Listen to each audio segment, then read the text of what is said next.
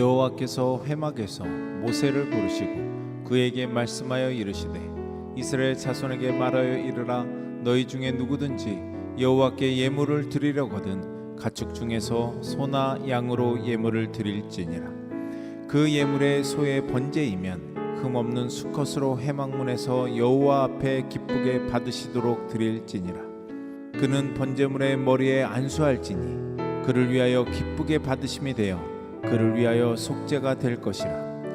그는 여호와 앞에서 그 수송아지를 잡을 것이요 아론의 자손 제사장들은 그 피를 가져다가 회막문 앞 제단 사방에 뿌릴 것이며 그는 또 그 번제물의 가죽을 벗기고 각을 뜰 것이요 제사장 아론의 자손들은 제단 위에 불을 붙이고 불 위에 나무를 버려놓고 아론의 자손 제사장들은 그 뜬 각과 머리와 기름을 제단 위에 불 위에 있는 나무에 버려놓을 것이며 그 내장과 정강이를 물로 씻을 것이요 제사장은 그 전부를 제단 위에서 불살라 번제를 드릴지니 이는 화제라.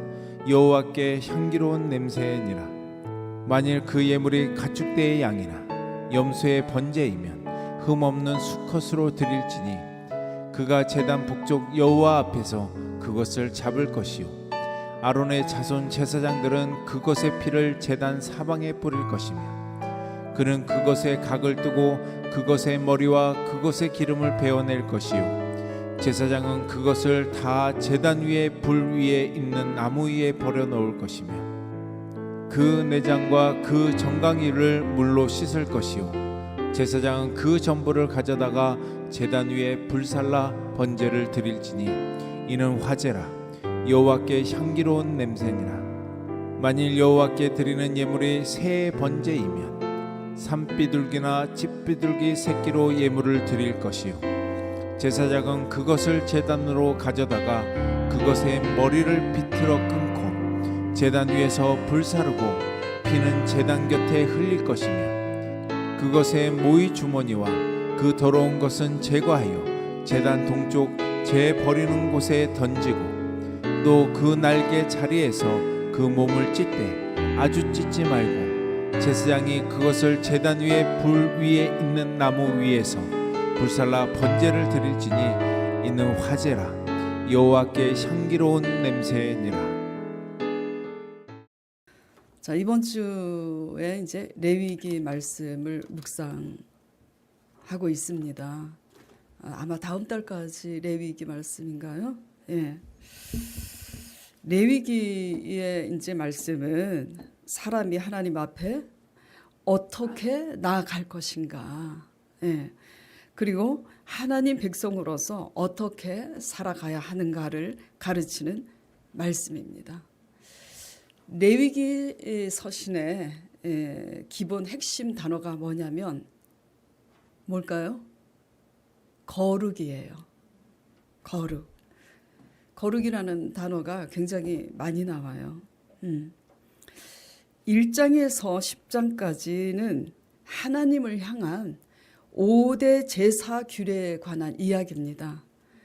11장부터 끝까지가 실제 삶 속에서 어떻게 적용해서 거룩하게 사는지 아주 세세하게 일러주고 있습니다. 어느 제사든지 중요한 것은 하나님이 받으시도록 드리는 것이 중요하겠죠. 받지 않는 제사는 허사잖아요. 창세기에 가인과 아벨의 제사에서 하나님이 받으신 제사는 누구의 제사예요? 동생 아벨의 제사만 연락했습니다. 그래서 중요한 것은 형식으로 외적으로 지키는 게 중요한 게 아니라 어떻게 의미를 두고 드리는지가 중요합니다. 하나님께서는 5대 제사 모두 어떤 방법으로 드려야 할지를 모세를 통해서 말씀하고 계세요. 오늘 본문은 1절에서 17절까지 좀 긴 것 같은데 10절 이하의 말씀과 동일한 규례를 얘기하고 있는데 다만 각자의 형편에 따라서 경제적 사정에 따라서 어떤 이는 소로 드릴 수 있는 경제가 있고 소도 여의치 않으면 양으로 드리는데 양으로도 드릴 수 없는 사람이 있잖아요. 하나님께서 우리를 배려하셔서 경제적 사정에 따라서 소나 양이나 비둘기로 드릴 수 있음을 분류해 놓으셨을 뿐이지 그 규례에 의도하시는 바는 똑같다라는 것을 아시고요. 그렇기 때문에 오늘 제가 강의 설교를 할 때 1절에서 9절까지 자세히 적용해서 말씀을 드릴 겁니다. 잘 알아들으시길 바랍니다. 당시 이스라엘은 전에도 말씀드렸지만 목축업을 했기 때문에 하나님께서 가축으로 예물을 드리도록 명령하셨어요. 오늘날은 그렇게 드리지 않잖아요. 자, 오늘 본문은 하나님께 드리는 5대 제사 중 하나인 번제 제사에 관한 이야기입니다. 1절 본문 말씀부터 보도록 하겠습니다. 자, 여호와께서 회막에서 모세를 부르시고 그에게 말씀하십니다. 어떻게 제사를 드려야 하는지를 이르시고 계시는 거예요. 여호와께서 모세를 부르시고 그에게 말씀하여 이르시되 2절 이스라엘 자손에게 말하여 이르라 너희 중에 누구든지 여호와께 예물을 드리려거든 가축 중에서 소나 양으로 예물을 드릴지라 하시면서 3절에 그 예물이 소의 번제이면 흠없는 수컷으로 회막문에서 여호와 앞에 어떻게 드리라고요? 기쁘게 받으시도록 드릴지니라 말씀하고 계십니다. 한마디로 무슨 얘기냐면은 하나님께서 모세에게 이렇게 이르시고 계시는 거예요. 누구든지 하나님께 제사를 드리려거든 하나님이 기쁘시게 받으시도록 드리라고 그렇게 지금 명령하고 계시는 거예요.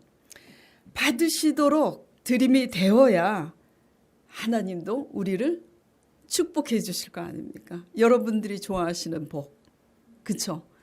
받으셔야 받으시도록 드림이 돼야 복을 받을 수 있잖아요. 예, 받으시게 드리면 받는 분이 기쁘시겠죠. 그런데 그걸 아세요? 받으시게 드리는 자는 드리는 자도 기쁩니다. 오고 가는 기쁨 속에. 예. 그렇기 때문에 기쁘게 받으시도록 드릴지니라라고 말씀드리고 있는 거예요. 우리의 삶에 기쁨이 있는지 돌아보시길 바랍니다. 기쁨이 없다는 것은 무엇을 증명하냐면 하나님이 지시하신 방법대로 우리가 드리고 있지 않기 때문에 기쁨이 없는 거예요. 왜 기쁨이 없다고요? 하나님이 지시하신 방법대로 드리고 있지 않기 때문에 기쁨이 없는 거라고요. 육적인 기쁨하고는 다른 거예요. 조건이 충족되어서 기뻐하는 거 그거 아닌 겁니다. 그것과 상관없이 기뻐할 수 있는 것은 하나님이 지시하신 대로 우리가 할 때에 기쁨이 생기는 거예요. 자, 드리려거든 기쁘게 받으시도록 하나님이 원하시는 방법대로 드리는 법을 배우시는 저와 여러분 되시길 바랍니다. 삶의 기쁨도 스스로 선택하고 노력하지 않으면은 저절로 얻어지는 게 아니에요. 우리의 자신의 선택과 노력이 아닌 타인이나 상황에 의해서 얻어지는 기쁨은 그 조건이 사라지면 기쁨도 같이 사라져요. 세상은 기쁜 일이 있어야 기쁘잖아요. 하나님을 믿는 우리는 그것과 구별이 돼야 됩니다. 기쁜 일이 있어서 내가 원하는 조건이 충족되어서 기쁘다면 누구나 다 할 수 있는 거잖아요. 구별되시기 바랍니다. 예. 이렇게 구별이 돼서 거듭나야 하나님이 길을 열어주시고요. 하나님의 역사도 하나님께서 일으키시는 겁니다. 자, 받으시도록 드리기 위해서는 무엇을 해야 되는가? 무엇을 배워야 되는가? 첫째, 거룩함으로 드리는 것을 배워야 합니다. 무엇을 배워야 한다고요? 거룩함. 거룩함으로 드리는 거. 거룩함으로 드리는 게 과연 뭘까? 자, 3절 본문 말씀 보겠습니다. 3절에 소위 번제면 어떻게 드리래요? 흠이 없는 수컷으로. 하나님은 수컷을 좋아하시는가 봅니다. 그래서 왜 수컷으로 드리라고 하는 건지 당최 그거를 알 수가 없어서 주석도 찾아봤는데 어쨌든 그것에 대한 해답은 못 얻었어요. 얻으신 분은 저한테 알려주시길 바랍니다. 어쨌든 핵심은 뭐예요? 흠 없는 것으로 드리라는 거예요.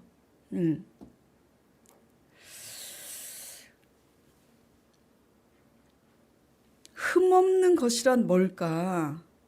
흠 없는 것으로 자원해서 드리는 것이 하나님이 기쁘게 받으시는 걸 얘기하는 거예요.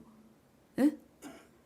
지금 설교 제목이 드리려거든 받으시도록 드리십시오인데, 그럼 받으시도록 드리기 위해서 거룩하게 드리는 법을 배워야 되는데, 거룩함이 뭐냐?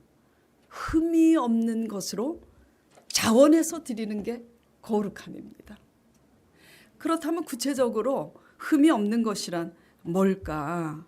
흠이 없는 것으로 자원해서 드리게 될 때 우리가 달라져요. 우리 마음 자세가 어떻게 달라지냐면, 첫째, 떳떳해져요. 그리고 자유합니다. 그리고 기뻐요. 자, 그렇다면 흠이 없는 것이란 무엇일까? 제일 좋은 것으로 드리는 겁니다. 쉽지 않아요. 쉽지 않습니다. 저도 쉽지 않아요. 왜 제일 좋은 것으로 드려야 하냐면 하나님이 그 모든 것을 다 주셨기 때문이에요.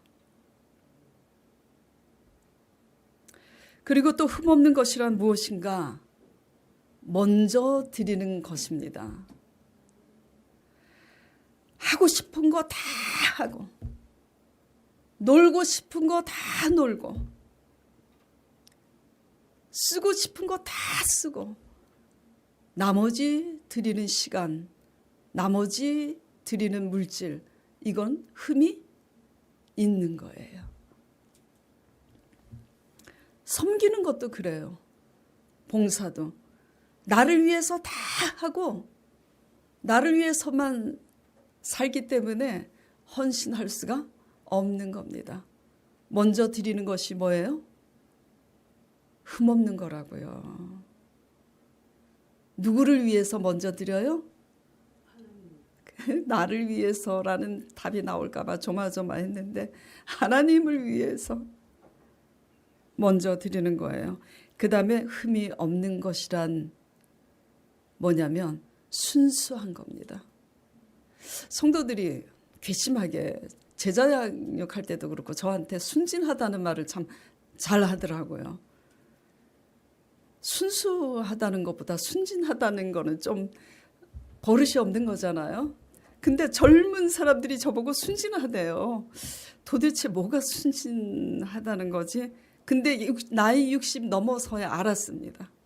왜냐하면 이 젊은 사람들이 꾀가 많더라고. 아, 그렇구나. 예. 순수한 것은요, 순수해야 흠이 없는 건데, 순수한 것은 뭐냐면 계산하지 않는 겁니다. 예. 헤아리지 않는 거예요. 아, 요새는 너무 계산을 많이 해. 남녀 사이에도 계산을 많이 해. 사랑도 계산을 해. 내 조건에 충족되지 않는 것은 사랑이 따라가지 않더라고요. 그만큼 타락한 세대에 살고 있어요. 굉장히 감각적이고 본능적이고 정욕적이고 자기 욕심, 자기주의고 어쨌든 순수한 것이 흠이 없는 겁니다. 순수한 것은 뭐예요? 계산하지 않는 거예요. 계산하고 헤아리는 것은 꾀입니다. 꾀예요. 약은 꾀예요. 약은 꾀가 있는 것은 흠이 있는 거예요. 그 다음에 흠이 없는 것이란 무엇일까요?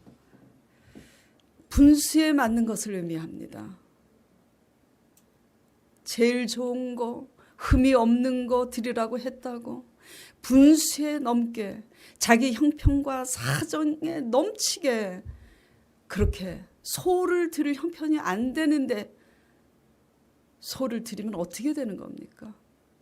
그것은 흉내내는 거예요. 남하고 비교해서 흉내내는 거예요. 허영이고 욕심이죠.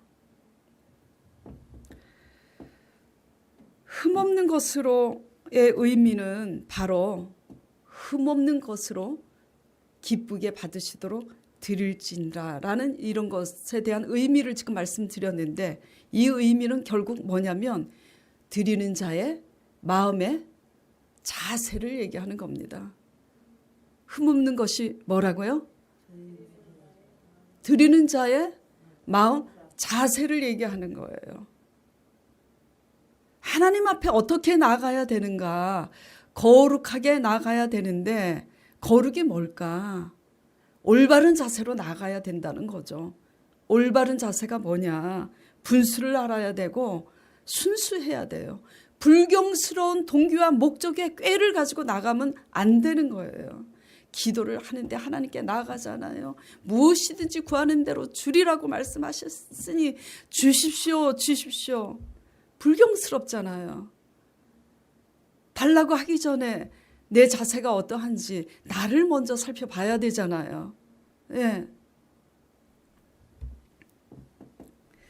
번제물 자체보다는 여기에서 1절에서 4절까지 하나님께서 모세를 통해서 말씀하시고 계시는 것은 번제물 자체보다는 번제물을 드릴 때 흠없는 것으로 드리라는 그 말씀을 통해서 우리의 자세를 말씀하고 계시는 겁니다. 늘 말씀드리지만 열심도 중요해요. 그런데 열심보다 더 중요한 게 마음의 자세와 태도입니다. 흠이 있는 것은 거룩한 게 아니에요. 불경스러운 태도로 드리는 겁니다. 아무리 일 잘하고 아무리 똑똑해도 그 태도가 불경스러우면 불쾌해요? 불쾌하지 않아요. 불쾌한 겁니다. 조금 덜 똑똑하고 조금 일 잘 못해도 태도와 자세가 하나님 보시기에 거룩한 게 받으시는 예배입니다. 비둘기 새끼를 드릴지라도 소를 드리지 못해도 중요한 것은 그거예요. 제일 좋은 거 드리는 게 소입니까? 제일 좋은 거 드리는 게 소죠. 그러나 비둘기도 제일 좋은 것이 될 수 있다라는 얘기예요. 하나님 앞에는 비교될 수 있는 게 없어요. 예. 소나 비둘기나 다 하나님 보시기에는 최고입니다. 아시겠어요? 여러분은 저나 여러분이나 모두 다 남하고 비교하지 않으면 우리 각자가 하나님 앞에 최고라는 것을 잊지 마시길 바라요. 예. 비교하는 데서부터 불행이 시작됩니다.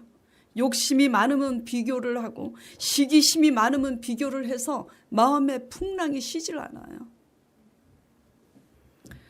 꼭 제일 좋은 소를 누구같이 드리지 않아도 아나니아 삽비라가 사도행전에 자기도 제일 좋은 것으로 드리는 것처럼 흉내내다가 죽었잖아요. 예. 소를 드리지 못할지라도 비록 비둘기 새끼를 드릴지라도 제일 좋은 것으로 드리라는 얘기입니다. 아시겠어요? 그리고 어떻게 드리라고요? 먼저 드리라는 겁니다.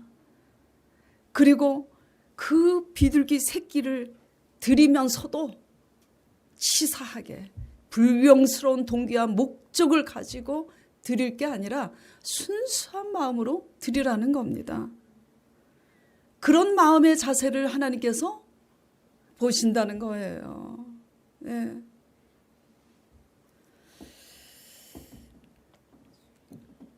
하나님이 지시하신 의도를 이렇게 깨닫고 파악하여서 하나님이 지시하신 의도대로 드림을 배울 때에 무슨 일이 일어나느냐? 물론 복도 받겠지만 우리 자신의 자세와 태도부터 달라지게 돼요. 그거를 자꾸 배우게 될 때. 그런 게 우리 자신의 자세와 태도가 달라지면은 또 뭐가 달라지냐면 사람의 관계가 달라져요. 관계가 왜 중요하냐면 관계가 달라지면 누가 행복해요? 우리 자신이. 누가 내 자신이라 그랬죠? 맞습니다. 내 자신이 기쁜 거예요. 하나님은 우리 자신을 위해서 이렇게 지시하고 계시는 겁니다. 늘 마음이 우울하고 불행한 것은 누구 때문입니까? 사실은 나 때문인 거예요.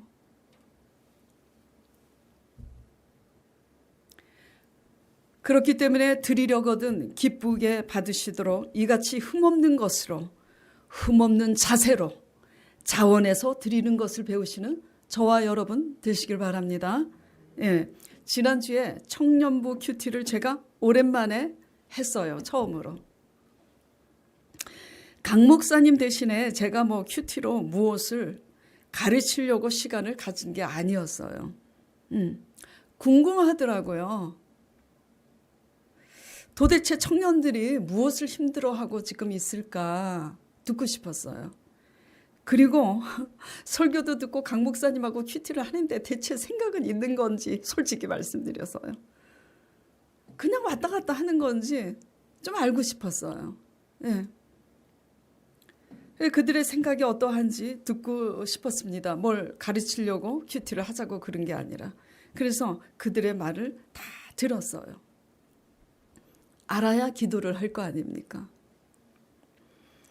그들의 이야기를 듣고 보람도 느끼고요. 또 마음도 몹시 아팠습니다.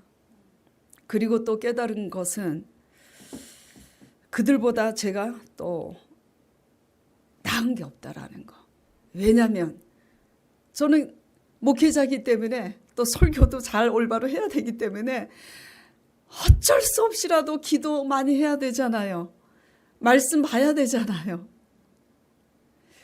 더 많이 기도하고 더 많이 말씀 보는 저가 그들보다 나아야 되는데 그들의 대화를 제가 이 얘기를 들으면서 내가 결코 그들보다 나은 게 없다라는 것을 깨달으면서 많은 생각을 좀 하게 됐습니다.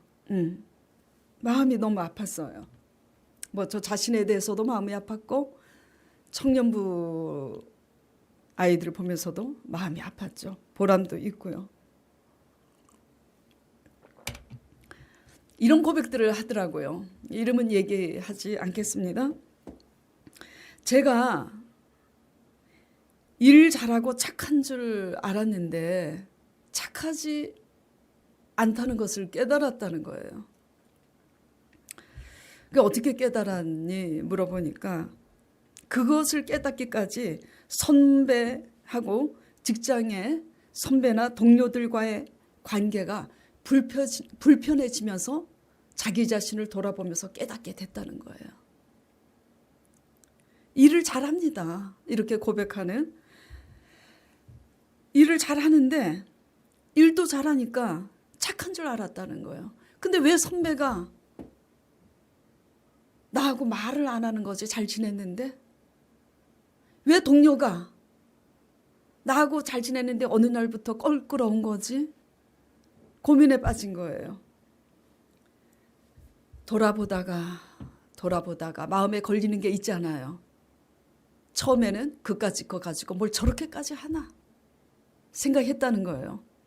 그러나 시간이 지체되면서 그까짓 게 아니구나.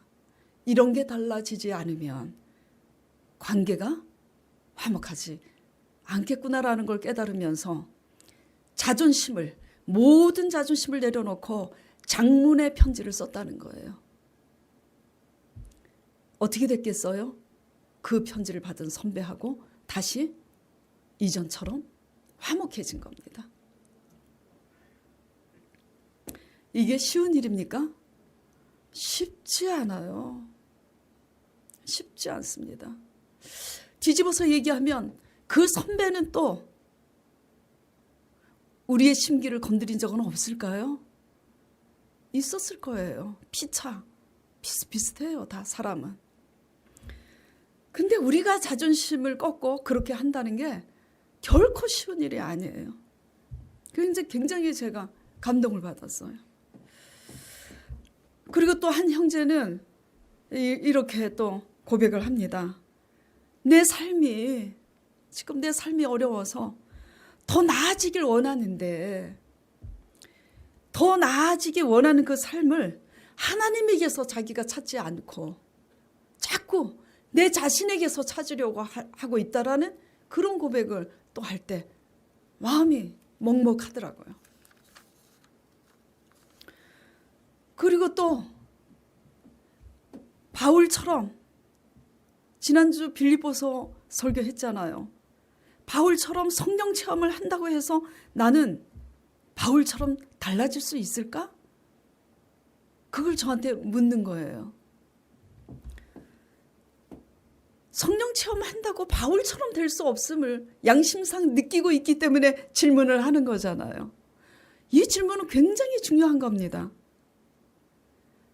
그렇게 질문하면서 결론이 뭐냐면 바울은 대단한 사람이라고 그렇게 고백하는 아이들을 보면서 제가 굉장히 보람도 느끼고 감동도 받고 마음도 아프고 그랬습니다. 그래도 하나님께 예배를 드리고 말씀을 드리면서 이들은 지금 깨닫고 있구나. 일보다도 더 중요한 게 뭔지 지금 배워가고 있구나. 실천하고 있구나. 그리고 내가 내 삶이 더 나아지길 원한다면 그 근거를 하나님께 찾아야 되는데 자꾸 나한테서 찾고 있구나. 이거를 뭐 좀 인지하고 있다라는 거죠. 예. 그리고 성령 체험을 해도 나는 결코 사도 바울처럼 될 수 없다라는 것을 느끼고 있는 게 뭐냐면 자기 분수를 아는 흠없는 것입니다. 성령 체험 받으십시오. 다 사도 바울처럼 되는 줄 믿으시기 바랍니다. 아멘 하면 아닌 거예요. 걸려 들으셨죠? 제가 이렇게 나가면 아멘이 나올 줄 알았어. 아니에요. 성령 체험을 해도 각자 자기 분수만큼 거듭나는 거예요. 그것을 그런 자세를 배우는 것이 뭐냐면요. 거룩한 거고 흠없는 거예요.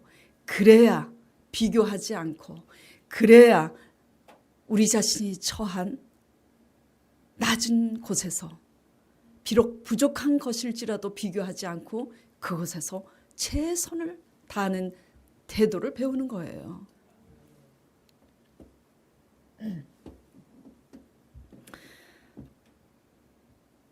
우리는 부족하지만 지금 흠없는 것으로 드림을 배워가고 있는 줄 믿습니다.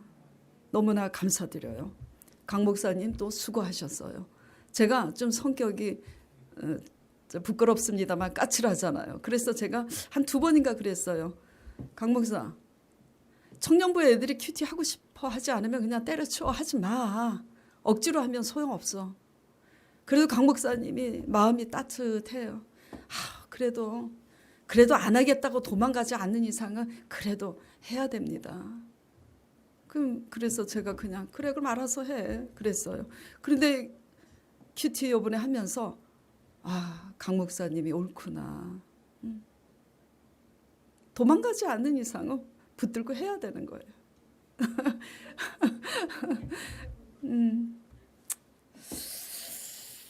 흠이 없는 것으로 자원하여 드리는 자세가 번제를 드리는 자에게 요구되는 자세입니다.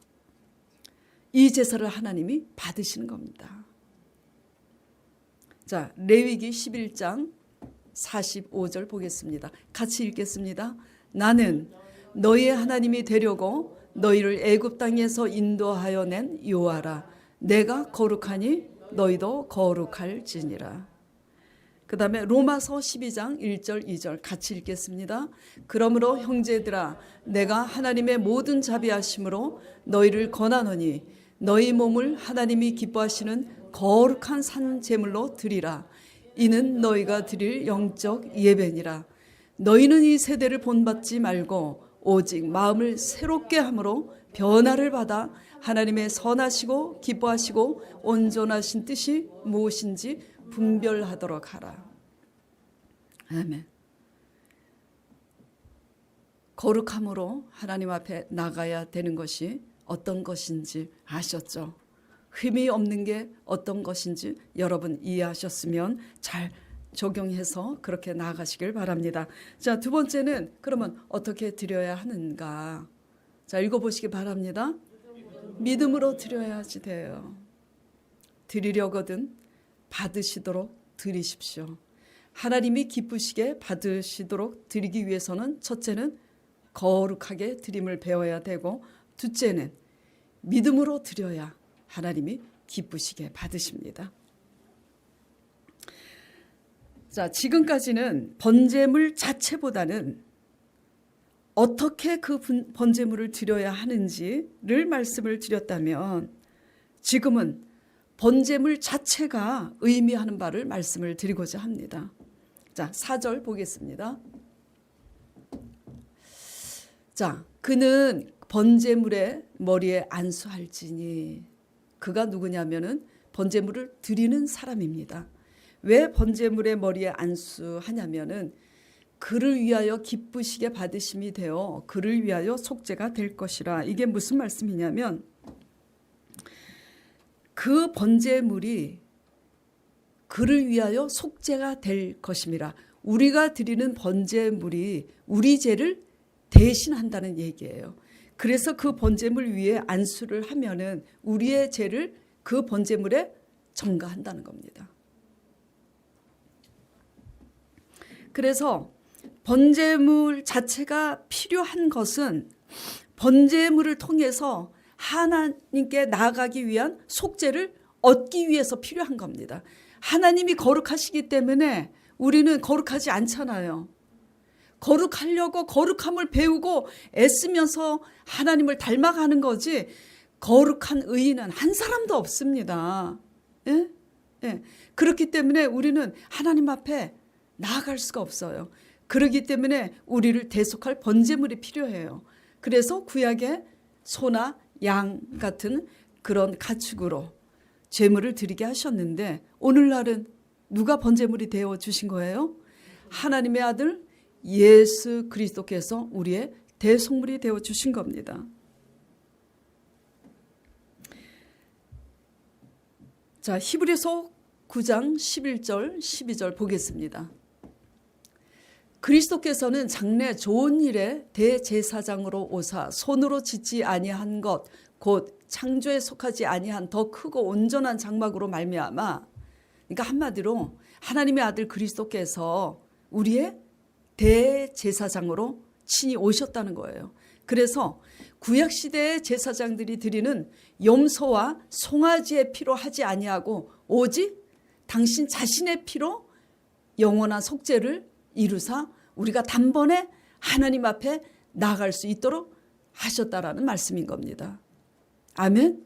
이제 이럴 때 이제 아멘이 나와야 되는 겁니다. 예. 성령 체험하면 다 사도 바울이 되는 줄 믿습니다. 아멘? 그건 아닌 거예요.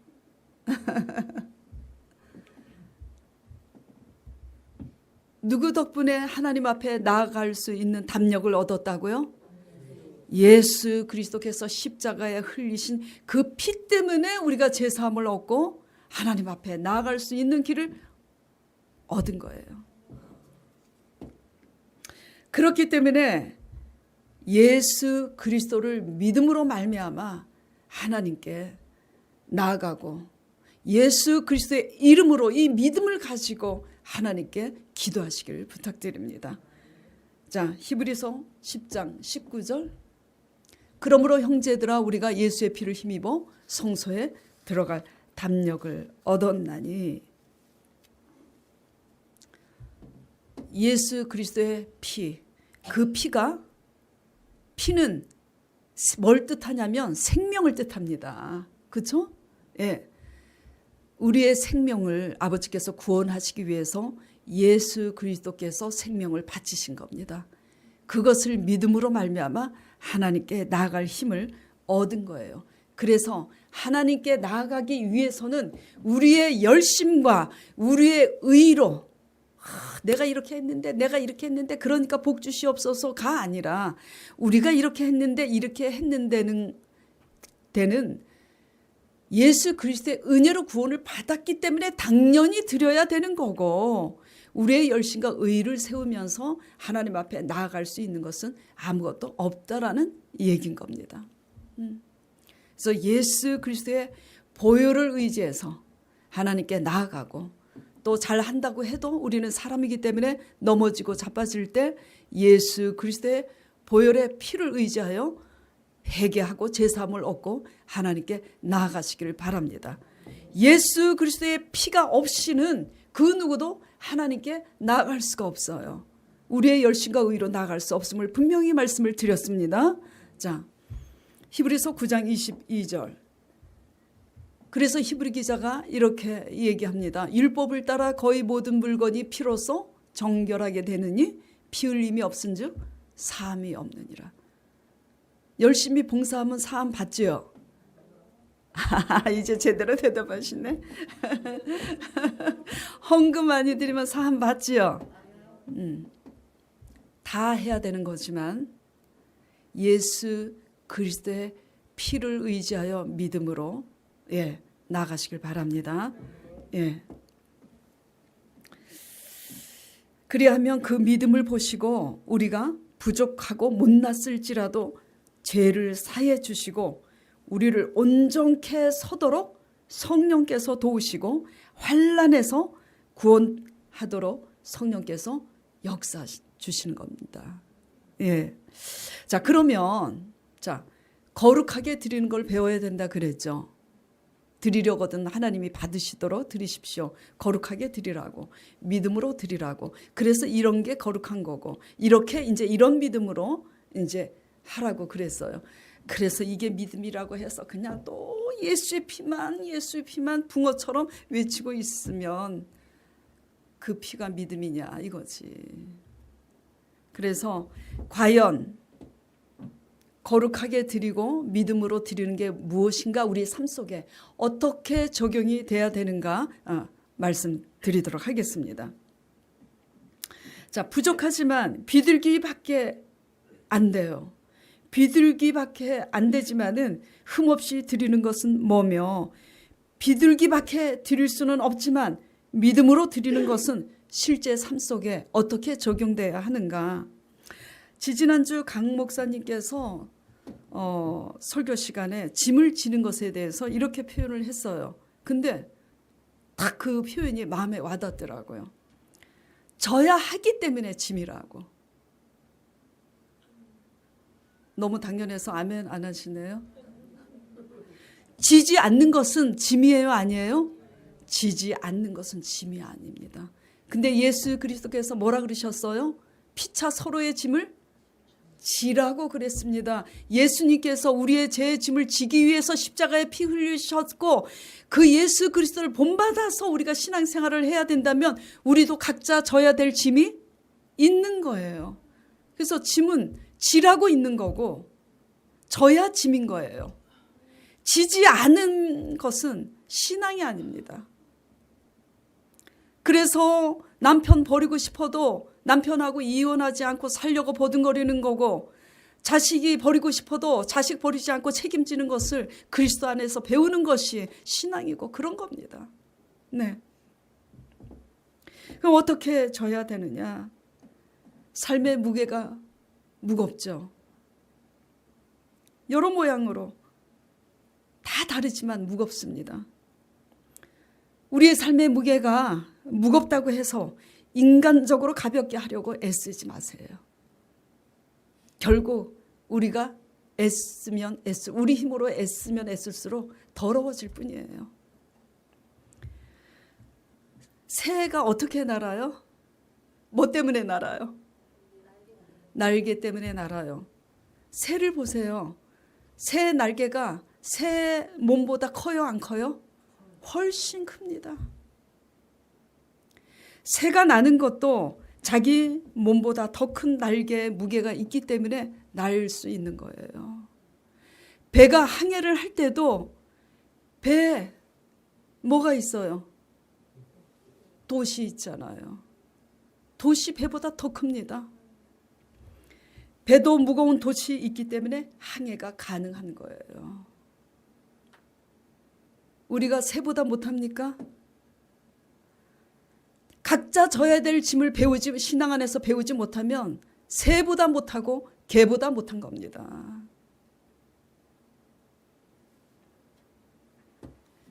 우리가 져야 하는 삶의 무게에 대해서 원망하지 마세요. 불평하지도 마세요. 힘은 들지만. 그리고 포기하지 마세요. 포기하는 이상 날 수 없습니다.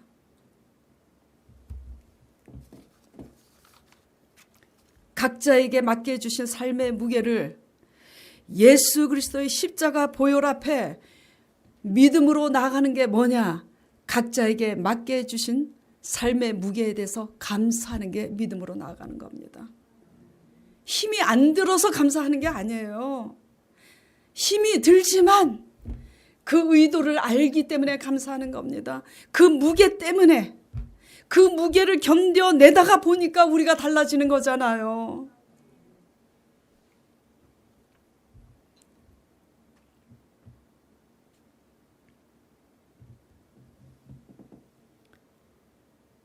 그렇게 나아갈 때 그게 하나님이 지시하신 방법으로 드리는 겁니다. 보혈을, 예수 그리스도의 피가 내 죄를 용서하셨다는 걸 믿는다면 우리도 용서해야 되잖아요. 용서했으면 무게를 감당해야 되는 거잖아요. 예. 무게를 감당하려고 우리 마음이 작정되기를 간절히 축원드립니다. 감당하려고 작정이 되었을 때 비로소 우리는 무엇을 하기 시작하냐면 그 고통 앞에 감사함을 배우는 겁니다. 아멘.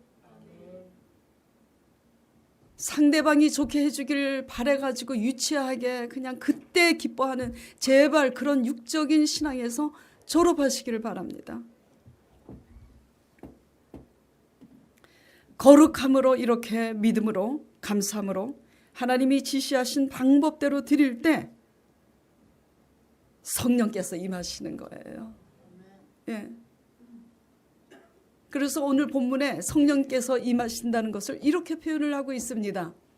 자, 6절에 그는 또 그 번제물의 가죽을 벗기고 각을 뜰 것이요. 7절 그 각을 뜬 번제물을 제사장 아론의 자손들은 제단 위에 불을 붙이고 불 위에 나무를 버려놓고 8절 그 불 위에 있는 나무에 버려놓을 것이며 그래서 그 번제물을 9절에 보면은 다 불사릅니다. 이는 화제라 여호와께 향기로운 냄새라. 불사름이 될 때 하나님이 지시한 대로 드려서 제단의 불이 그 번제를 불사르게 될 때 어떤 제사라고요? 향기로운 제사라고요. 아멘. 이게 뭐냐면 제단의 불은 성령의 임재를 뜻합니다.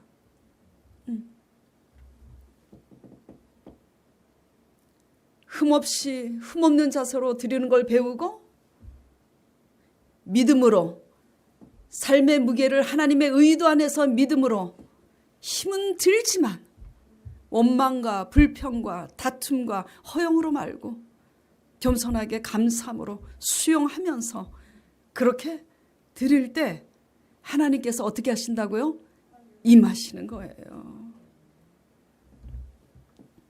하나님이 임하셔서 우리가 온전하게 되고 무슨 일이 또 일어나냐면 마귀는 죽이고 멸망시키려고 오는데 죽이고 멸망시키려고 온 그 환난에서 성령의 불이 임하사 성령께서 임하셔서 우리를 환난에서 건져 주시는 겁니다. 아멘. 자, 적용 질문해 보도록 하겠습니다. 우리가 드리는 삶의 예배나 성전에서 드리는 이 예배, 하나님을 향한 자세가 우리가 과연 흠이 없는 거룩함으로 나아가고 있는지 돌아보시길 바랍니다. 저도 찔려요. 많이 찔립니다. 그리고 하나님이 원하시는 믿음으로 나아가고 있는지, 믿음은 표면적으로 피상적으로 예수의 피 배워서 안다고 믿음이 아닙니다.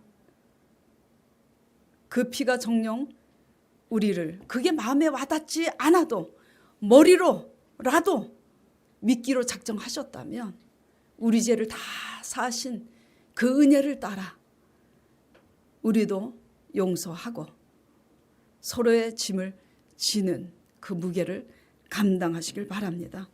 하나님이 원하는 믿음으로 나아가고 있는지 돌아보시길 바랍니다. 예. 제사함 받음이 뭔지 이미 아는 우리는 이렇게 삶에 있어서나 믿음에 있어서나 감사함으로 자원함으로 하나님이 기쁘게 받으시도록 드리는 저와 여러분이 되어야 되는 줄 믿습니다. 오늘 말씀을 생각하면서 잠시 같이 기도드리도록 하겠습니다. 하나님께서 하나님이 택하신 모세 선지자를 불러서 이르셨습니다. 너희가 드리려거든 기쁘게 받으시도록 드리라고. 기쁘게 받으시도록 드리기 위해서는 흠없는 자세로 흠없이 드리고 그 피를 제단에 뿌려서 그 피를 의지하여 드리라고. 그것은 예수 그리스도의 보혈, 우리 죄를 위해서 흘리신 그 보혈을 믿음으로 의지하고 나아가는 겁니다. 주님, 이 땅에서 발을 비치고 사느라고 삶의 무게가 무거워서 힘들고 지친 우리 성도들, 믿음으로 감사함으로 예수 그리스도의 이름으로 그 흘리신 보혈을 감사함으로 믿음으로 나아가 우리의 무게를 아뢰고 우리의 부족함을 또 아뢰고 회개할 때 주님 다 들으시고 맡아 주시옵소서. 그리하여 우리의 드리는 모든 예배와 삶이 하나님이 받으시기에 부족함이 없게 하셔서 만남이 되게 하여 주시고 체험이 되게 하셔서 전능하신 기적의 하나님, 크신 하나님의 그 편파를 우리가 경험하도록 축복하여 주시옵소서. 이로 인해서 영광받아 주시옵소서. 예수 그리스도 이름으로 간절히 기도드립니다.